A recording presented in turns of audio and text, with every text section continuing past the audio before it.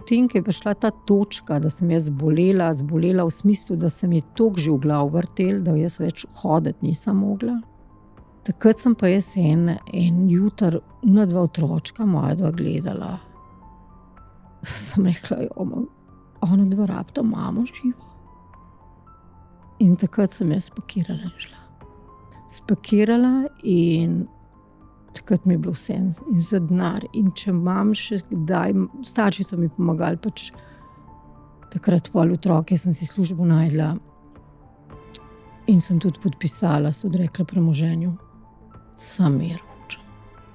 Jaz sem tako svobodo začutila takrat, da sem prvič v življenju dihala svež zrak, ali jaz sploh tega ne znam občutka razložiti. Zvečer doma noben ne bo iskal nič. Noben mi nič ne bo rekel in v miru bom šla spat. In noben me ne bo po noč zbudil in me maltretiral za ne vem kva.